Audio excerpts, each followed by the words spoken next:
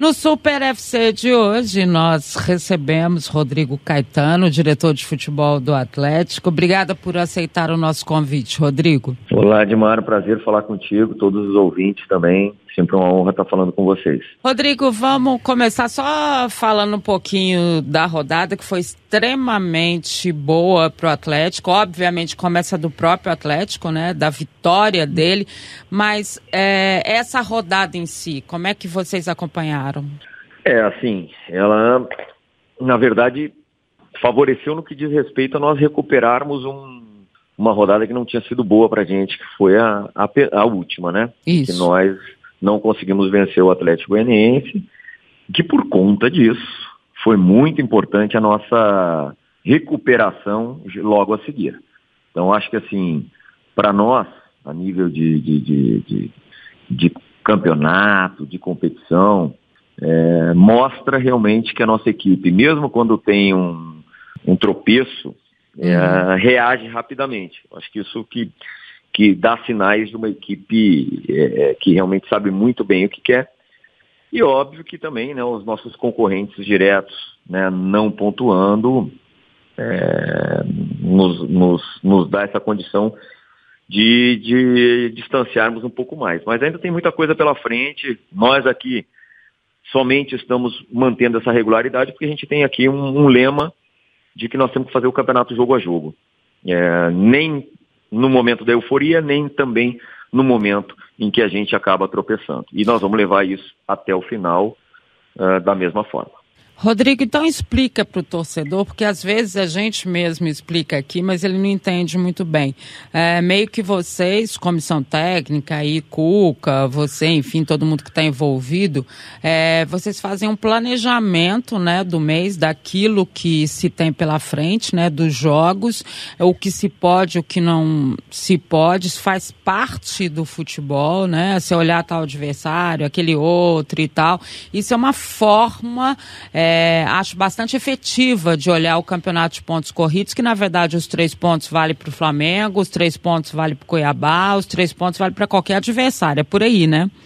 É exatamente isso, né? O campeonato brasileiro de pontos corridos, ele premia a equipe, o clube que tem a melhor regularidade. É isso que o Atlético está apresentando, né? Nós, desde o início do campeonato, é óbvio que a gente tem aquele nosso planejamento, conforme a tabela, mas isso é uma conversa e é um planejamento que fica aqui intramuros, né? Mas nós vamos ficar expondo aqui quais são as nossas projeções. Mas eu acho que esse é o grande mérito, manter o foco, manter a concentração, não é fácil num ano em que houve, na verdade, o calendário foi emendado. Então imagine você que acabou o Campeonato Brasileiro 2020 em fevereiro, em março já começa o Campeonato Estadual, logo, né, uma semana depois. Os atletas, é difícil o pessoal entender, né, mas não é questão das férias pelas férias. Além do descanso do corpo, tem o descanso da mente, porque o mental para um clube e para os atletas do Galo, que constantemente precisam estar decidindo jogos, precisam ser os protagonistas, não é fácil. Então esse é um trabalho árduo que nós temos aqui, de todos nós, de toda essa equipe, juntamente com o Cuca e a comissão técnica, de que eles tenham essa conscientização. Para jogar no Galo, para representar o Galo, tem que estar muito bem preparado na parte física e mental, principalmente. Rodrigo, obrigado por atender o Super FC. Pedro Abílio aqui falando com você, cara. Tudo bem, Pedro? Tudo prazer jóia. Falar contigo também. O prazer é nosso, Rodrigo, imagina. Ontem, narrando o jogo no estádio, eu pude perceber muitas pessoas com o discurso de cautela ainda, né? A torcida tem controlado, de certo modo, a ansiedade, mesmo com essa distância que o Atlético conseguiu abrir. Como é que vocês estão dentro do grupo enxergando isso, lidando não só com a ansiedade, mas também com a torcida, né? Que tem apoiado incondicionalmente e com os pés no chão. Não, Pedro, assim, o ânimo do torcedor, né, de confiança da equipe é o mesmo nosso. Mas também o cuidado, a cautela e sabedores também de que tem muita coisa pela frente é o mesmo nosso.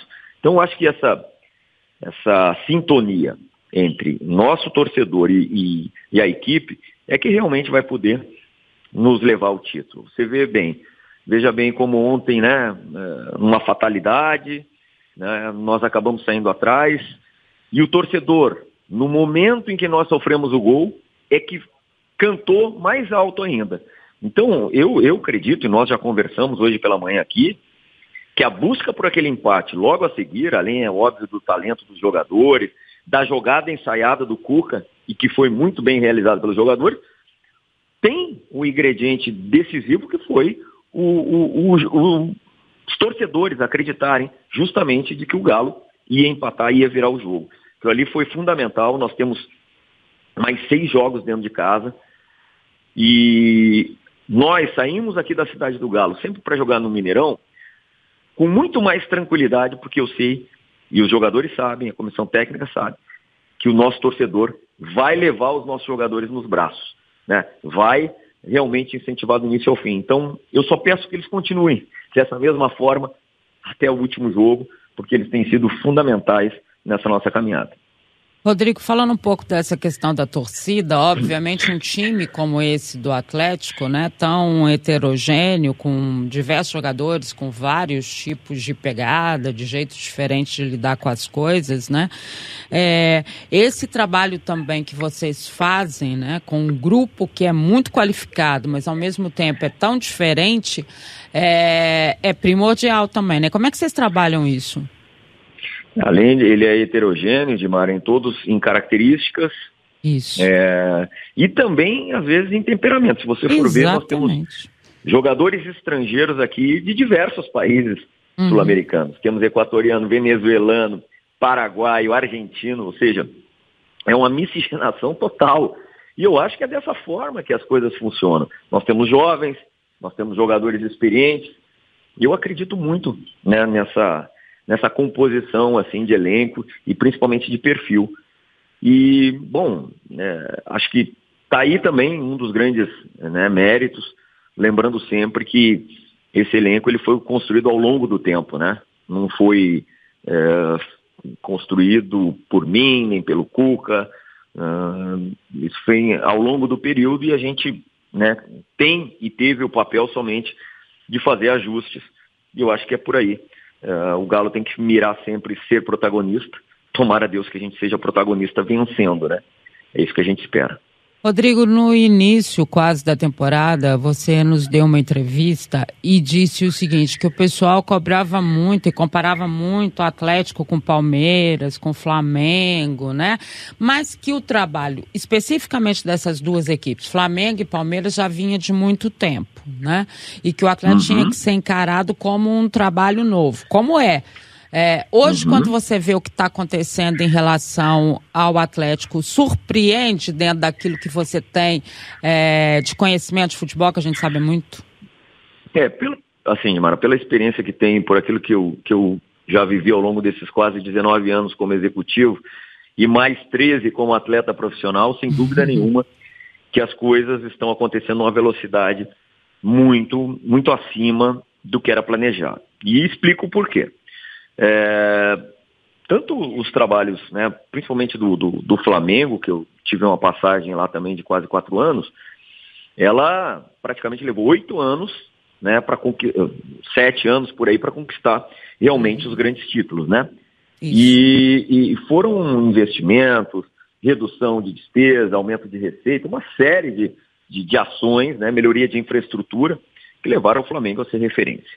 Mesmo o caso do Palmeiras, que principalmente ali a partir de 2015, né, que começou realmente a fazer investimentos, melhorar a sua infraestrutura física, a melhorar as categorias de base.